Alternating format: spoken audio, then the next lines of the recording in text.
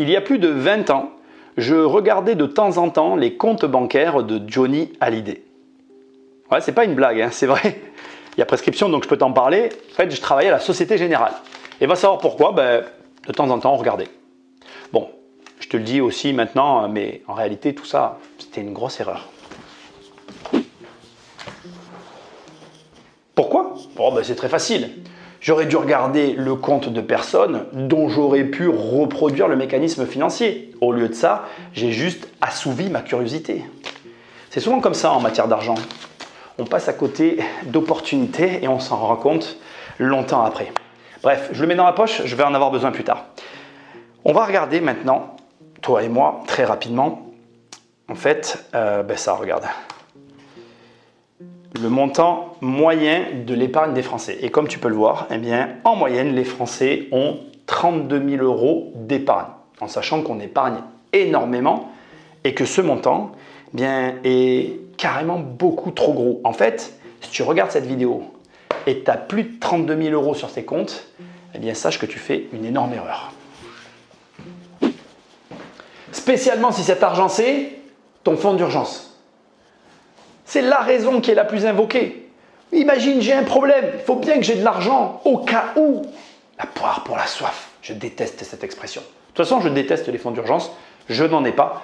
Et justement, c'est l'occasion pour moi, pour une fois, de t'expliquer tout ça. Alors,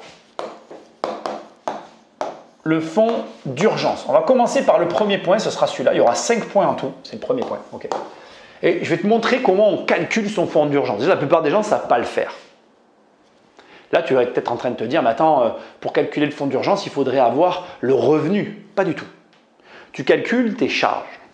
Tu dois calculer tes charges pour un mois. Pour, on va dire, cette vidéo, je vais choisir un montant qui va être de 1000. Alors, je ne vais pas l'écrire là d'ailleurs. Je vais l'écrire là. On va écrire 1600 €. On va dire que tes charges, tes frais de fonctionnement, c'est 1600 €. Et à partir de là, regarde, il y a 2 scénarios possibles. On va le faire comme ça. Celui-ci et celui-ci. On va tirer un trait ici comme ça. Voilà, c'est pas grave, il passera, tu vois, derrière la calculatrice. Ouh là là. Et en réalité, donc, on va faire ça comme ça. Ici, c'est si tu es salarié. Et ici, c'est si tu es entrepreneur. Et ça s'arrête là. Et donc, très facile de calculer son fonds d'urgence. Tu fais 1600 x 6, ça te donne un résultat. Donc, pour un entrepreneur qui a bien évidemment un montant de charge égal à 1600 €, tu fais ta propre multiplication. Et donc, pour un salarié, on écrit, je l'ai écrit cette couleur, 4800 €. Terminé. Pas plus, pas moins, ça s'arrête là. Arrêtez avec vos histoires. Non, voilà, tu n'as besoin que de ça. Alors, j'ai l'occasion ici d'ouvrir et de fermer une parenthèse que je vais saisir parce qu'il y a beaucoup de gens qui s'interrogent. Mais Nicolas, je ne comprends pas, tu n'as pas de fonds d'urgence, etc. Blablabla. Bla, bla, bla. On va garder mon exemple pour la forme, d'accord? Imaginons que tu aies donc bien évidemment 1600 € de charge, d'accord? Donc, je n'aurais pas dû faire ça comme ça d'ailleurs, j'ai un petit peu abusé, ne m'en veux pas, c'est un peu gros, on va la refaire. Voilà, ça c'est le montant de tes charges. Je vais faire comme ça, on va écrire ici charge, voilà, c'est plus clair.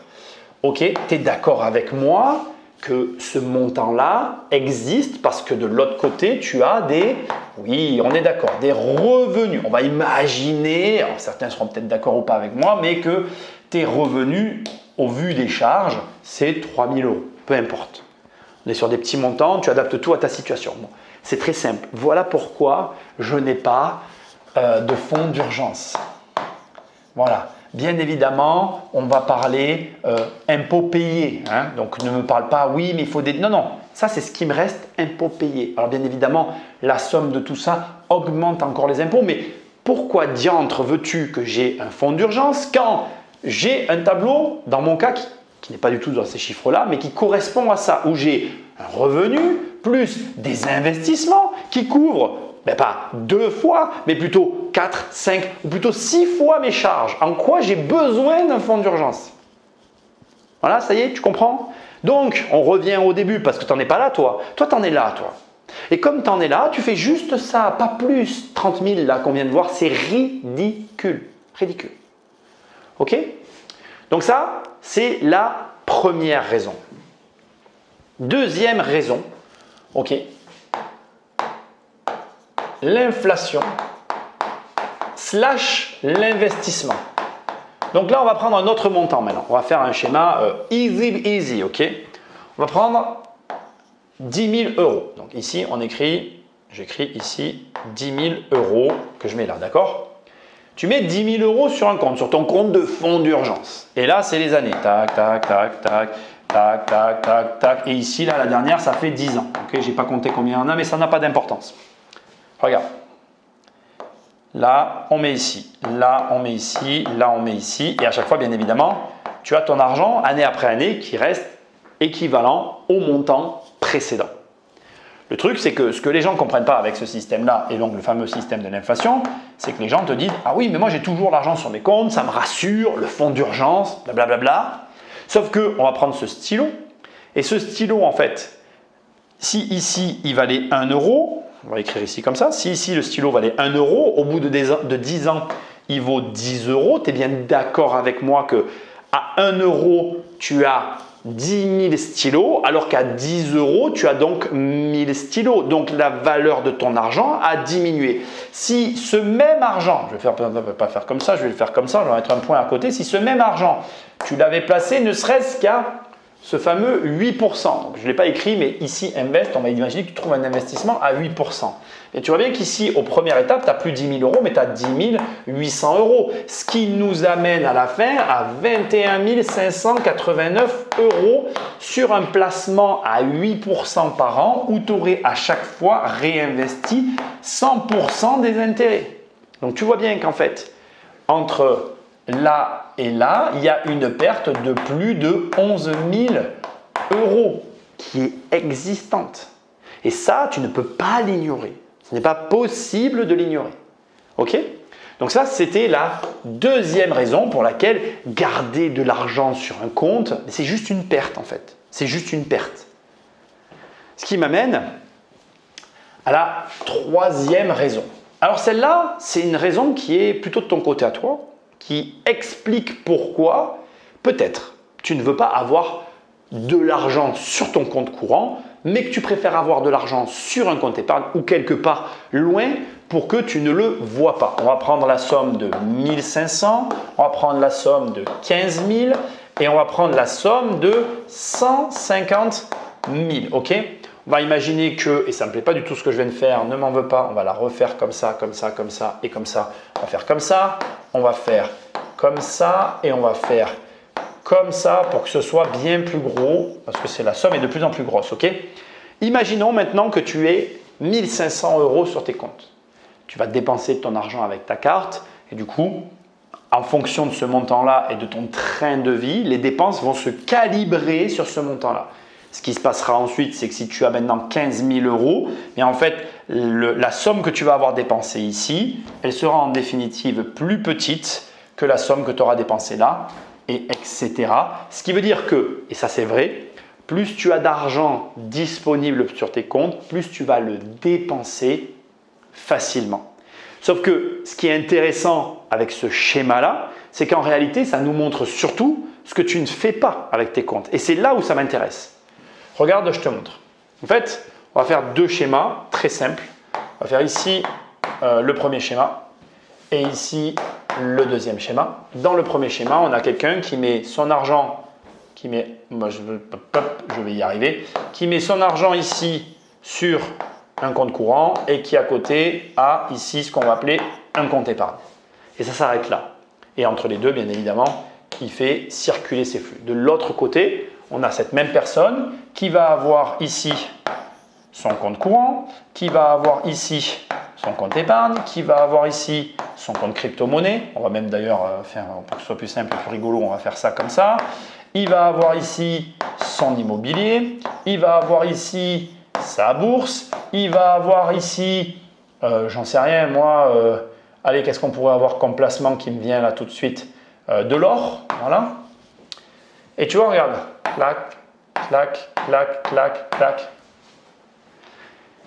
Ce que nous montre en réalité cet élément-là induit cet élément-là, qui est très simple.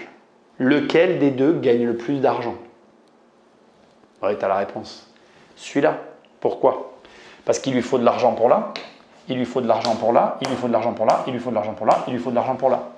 La circulation de ce compte à ce compte, elle est beaucoup plus fluide. Et donc, ici, la dépense sera toujours plus importante que là. C'est tout, c'est comme ça. Lui, il est organisé. Lui, ne veut pas s'occuper de son argent. Lui, il y passe du temps. Lui, regarde simplement ce qui lui reste. C'est pas pareil et ça induit pas du tout le même résultat. Ce qui nous amène, alors attends, je ne veux pas te dire de bêtises. Oui, le quatrième point, c'était ce qui me semblait. Au quatrième point, et celui-là, il est très simple, c'est l'assurance. Alors tu le sais, je sais que tu sais, j'ai choisi de te donner 3 exemples, mais c'est pour te faire réfléchir. On va prendre l'Angleterre, ok, 85 000 livres. On va prendre la France, 100 000 euros. On va prendre les US, 250 000 dollars.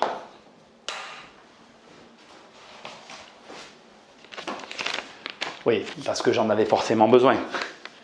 Ça n'a aucune valeur. Ça n'a jamais eu aucune valeur. Et en réalité, tu le sais depuis toujours, mais tu refuses de le voir. Pourquoi? Si je veux brûler ce billet, qu'est-ce qui a le plus de valeur sur ce billet? Alors comment je le sais? Figure-toi que je connais quelqu'un qui a perdu beaucoup de billets à cause d'un feu. Bon bref, peu importe. Tu vois ici, il y a un numéro. Si le billet il est brûlé aux 3/4 mais qu'il reste ce numéro-là, la banque te refera un billet. Si le numéro n'est pas identifiable ou n'existe plus, le billet ne sera jamais refait. L'argent n'a aucune valeur. Et s'il avait de la valeur, il n'y aurait pas des assurances pour des montants limités.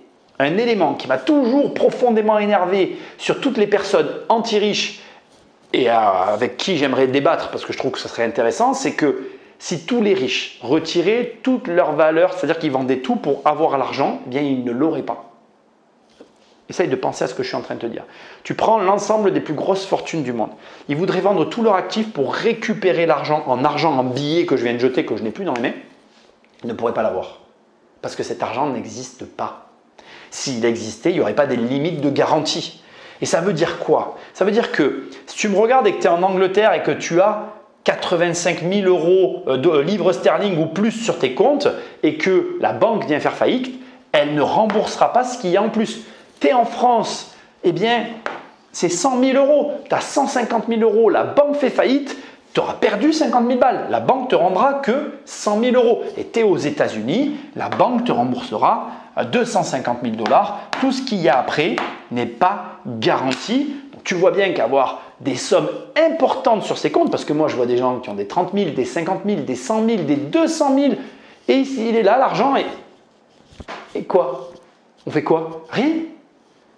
Donc, pense à ça. Pense au fait que l'assurance ne couvre pas de toute façon ces montants-là. Donc, ne le garde pas. Investis-le. On arrive au dernier point. Et celui-là, il est hyper intéressant. Tu le sais ou pas, mais tu es une cible. Et pour te le prouver, je vais te raconter 2 histoires très rapides. La mienne, qui sera courte, et celle de Eric Bergman. Je t'invite à faire des recherches. Bergman, je le prononce peut-être mal. Donc on va commencer par la mienne. Moi c'est très simple. On nous a volé 12 000 euros. Comment ils ont fait? Ils sont rentrés dans nos serveurs. Enfin d'ailleurs, ils n'étaient pas plusieurs. C'était une personne, on l'a su après, mais je vais t'expliquer. On a une personne qui est rentrée dans nos serveurs et qui, une fois qu'elle était à l'intérieur, est restée là, tapie dans l'ombre. Une fois que la cybersécurité est venue enquêter pour comprendre ce qui s'était passé, ils nous ont expliqué qu'en fait, il y avait un décalage entre le moment où les emails nous étaient envoyés et le moment où on les recevait parce que ça passait entre les mains de cette personne. On avait quelqu'un assis derrière son ordinateur qui regardait les mails qu'on nous envoyait et qui attendait le bon moment. Quel était le bon moment? Il attendait un appel de fonds d'une certaine banque et d'un montant intéressant. Il lui fallait juste deux choses. Une banque qui corresponde à une des banques avec lesquelles, à mon avis, il arnaquait les gens, donc la même banque pour que ça passe au niveau de l'IBAN, et un montant qui soit intéressant pour lui pour nous arnaquer. On présume, ça reste le rapport de l'enquête que j'ai eu entre les mains, qu'il était là depuis plus de 6 mois. Donc tu imagines. Et donc en fait, bien évidemment, un notaire nous envoie un appel de fonds de 12 000 €. On le reçoit une demi-heure après. Bonne banque pour lui. Il garde tout pareil, il change juste les numéros. On ne l'a pas vu. On envoie l'argent. Il nous a volé 12 000 €. La chance et le travail, un peu les deux, ont fait qu'on a réussi dans notre cas à récupérer l'argent. Maintenant, je te raconte rapidement l'histoire de Eric Bergman. C'est un millionnaire, un multimillionnaire, qui est contacté par un YouTuber. Et quand il parle avec le mec, c'est le YouTuber, c'est la voix du YouTuber, c'est le YouTuber, qui l'invite donc à participer à une œuvre caritative et il accepte. Il fait un don et du coup, comme il a fait un don, il s'avère qu'il est invité dans le village, à aller visiter le village pour lequel il a fait un don. Donc il y va, il retrouve d'autres millionnaires avec lui qui ont fait des dons eux aussi, ils font la visite, il est content. Du coup, comme il a fait des rencontres, que ça s'est hyper bien passé, on lui fait une deuxième proposition, mais là pour un investissement en toute amitié. Et il participe à cet investissement et je te la fais très courte, tu feras des recherches. Au terme de cet investissement, il se rend compte de quelque chose de bizarre et en fait, il s'avère que l'investissement était une arnaque. Et du coup, en enquêtant et en appelant le YouTuber, il se rend compte que non, en fait, ce n'était pas que l'investissement qui était une arnaque. Le village était une arnaque, l'argent qu'il a donné pour le village était une arnaque, les gens qu'il a rencontrés étaient une arnaque, la première personne qui était le YouTuber n'était pas le YouTuber, enfin tout était faux, quoi. Donc le mec est tombé dans un piège où franchement, ni toi ni moi, on serait capable d'y faire face. Plus tu as d'argent sur tes comptes aujourd'hui, là, au moment où tu regardes cette vidéo, plus tu es une cible potentielle pour de l'argent et pour lequel personne ne pourra rien pour toi. Et je pourrais te raconter des histoires que je ne peux pas raconter d'amis très proches qui se sont fait arnaquer des montants à 7 chiffres de la même manière que Eric Bergman et dont moi je pourrais être victime et dont n'importe qui pourrait être victime tellement c'est bien fait. Donc, je te demande vraiment d'y réfléchir. Mais avoir plus de 30 000 € sur tes comptes aujourd'hui, c'est une hérésie. Il n'y a plus qu'une incohérence. Effectivement, quand tu as un gros projet, comme acheter une maison, une voiture, se marier, etc., il va bien falloir accumuler de l'argent en vue de réaliser ce projet. Et c'est la conclusion de cette vidéo. En réalité, quand tu as des gros projets, tu dois appliquer la règle des 5 ans. Et le jeu auquel tu joues, c'est que ça ne dure pas 5 ans, c'est que ça dure le moins de temps possible. Alors 1 an c'est le mieux, mais ce n'est pas toujours possible. Mais au fur et à mesure que tu gères différemment ton argent, que tu améliores tes placements, et bien en réalité, la règle des 5 ans finit par se contracter en des délais de plus en plus courts. Et cette règle, elle te permet aussi d'apprécier ton évolution financière. Donc ça veut dire quoi? Impose-toi un délai pendant lequel tu gardes cet argent. Délai passé, change de projet. Une fois que tu t'es imposé ce délai, élabore un plan. Eh oui, si tu veux agir vite, il va falloir avoir un plan. C'est ce qui fait la différence avec l'exemple que je t'ai montré entre ceux qui ont plein de placements qui génèrent des intérêts, raison pour laquelle j'ai pas d'épargne, et ceux qui finalement ont un montage très simple, mais qui se traînent. Ne le prends pas mal. Et à l'arrivée, tu verras que si tu changes ta manière de gérer ton argent, tu auras des résultats différents, plus d'argent, plus de liberté, plus de gaieté. C'est pas plus compliqué. Bref, à ce stade, j'espère que tu auras l'ouverture d'esprit de comprendre qu'au-delà de 10 000 € sur tes comptes, c'est ridicule d'avoir de l'argent. Et chaque euro au-delà de 10 000 € que tu gardes et que tu regardes, c'est juste de la peur. C'est juste la même chose que ce doudou que tu donnes à ton gamin pour lui dire « grâce à ce doudou, tu feras plus de cauchemars ». Alors c'est qui empêche d'avoir des cauchemars? C'est le doudou ou c'est le gamin qui grandit? C'est un peu comme Babar, hein? Il a une plume. Et c'est qui fait voler Babar? C'est la plume ou c'est Babar? Ouais, je sais, c'est pas Babar, c'est Dumbo. Et je viens de réaliser, merci de m'avoir repris. Je me fais à chaque fois avoir. Bref, tu as compris l'idée. En fait, chaque euro au-delà de 10 000 €, c'est juste le reflet de ta peur. Et tu sais, si tu as peur dans ce que je te dis, si ce que je te propose te fait peur, ça veut dire que c'est ce que tu dois faire. Eh oui, c'est ça la boussole. Mais bon, bref, j'arrête là parce que déjà, si tu as l'ouverture d'esprit de changer ta gestion des comptes, je serais très content. Donc si tu as besoin d'aide, tu vas sur immobiliercompagnie.com. Dans l'onglet coaching, je peux travailler sur tes projets. Moi, pas quelqu'un d'autre, parce que c'est moi qui m'occupe tout seul d'Internet. Sinon, tu as mes formations, rentier débutant, rentier expert, et encore mes livres que tu retrouves sur mon site ou sur Amazon. Tu tapes riche, tu as mon livre qui apparaît, Devenir riche sans argent, ou tu tapes crise financière et tu as mon autre livre qui apparaît. Je suis pas inquiet, tu vas trouver.